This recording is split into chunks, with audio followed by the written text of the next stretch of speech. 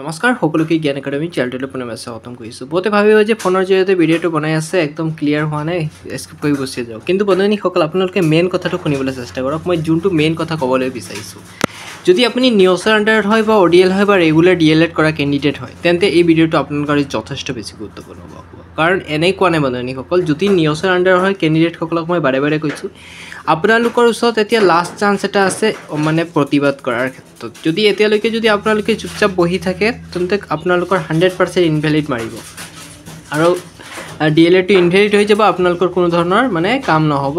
এই ৰিকুৱাৰমেণ্টত আপোনালোকে ইনভেলিড হৈ যাব, ৰিকুৱাৰমেণ্ট প্ৰচেছত চান্স নাপাব।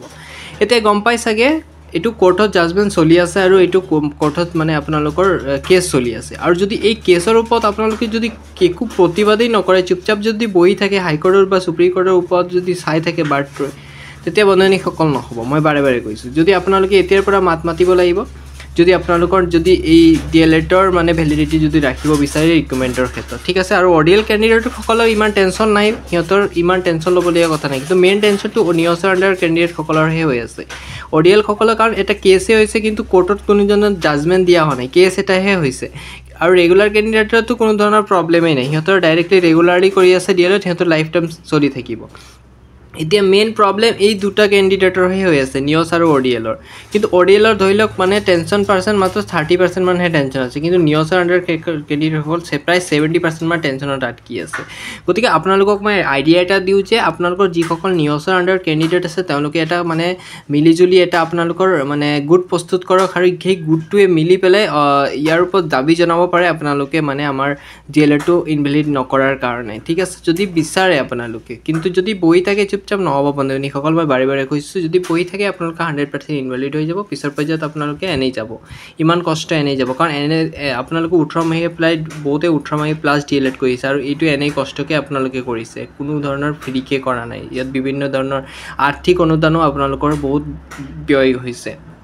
আৰু আপোনালোকৰ টেট এটা উত্তীৰ্ণ হৈছে বা টেট পাছ কৰা এনে চিম্পল কথা নাই, বহুত কষ্টকৰ কথা। আৰু বহুত কষ্টকৈ আপোনালোকে কোৱালিফাই কৰিছে, তথাপি ইমান কোৱালিফাই হৈ আপোনালোকে যদি নিউজৰ আণ্ডাৰ যদি ইনভেলিড মাৰি দিয়ে, কেনেকুৱা অসুবিধা হ'ব ভাবকচোন বাৰু। যদি বিচাৰে বন্ধুসকল, এতিয়াই যদি আপোনালোকে কিবা ল'ব বিচাৰে, এতিয়া ইলেকশ্যনৰ টাইম গম পাই চাগে, এই ইলেকশ্যনৰ টাইমতে আপোনালোকে ছাৰৰ লগত গৈ পেলাই কথা পাতক। যদি বিচাৰে মানে ৰিকুৱাৰমেণ্টটো ল'বৰ কাৰণে, তেতিয়া ইলেকশ্যনৰ সময়ত ছাৰে নিশ্চয় আপোনালোকৰ কাৰণে কথাটো মত পাতিব।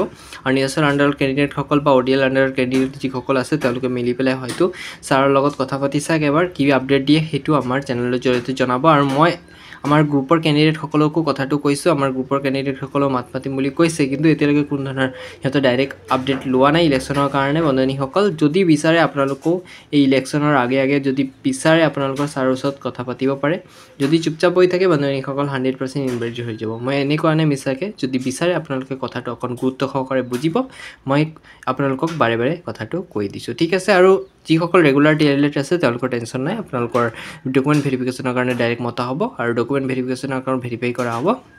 আৰু আপোনালোকক ৰিকুৱাৰমেণ্ট প্ৰচেছটো ডাইৰেক্ট মেৰিট লিষ্টত নাম আহিলে ডাইৰেক্ট পাই যাব। কিন্তু অডিএল কেণ্ডিডেটৰ ভেৰিফিকেশ্যন কৰিব, অডিএলৰ কৰিব, নিউজৰো কৰিব, কিন্তু ভেৰিফিকেশ্যন কৰিলে নহ'ব। পিছত যদি মানে কোৰ্টৰ পৰা জাজমেণ্ট আহে যে দিয়া নহ'ব, তেতিয়া ভেৰিফিকেশ্যন কৰি আপোনালোকৰ কোনো লাভ নহ'ব।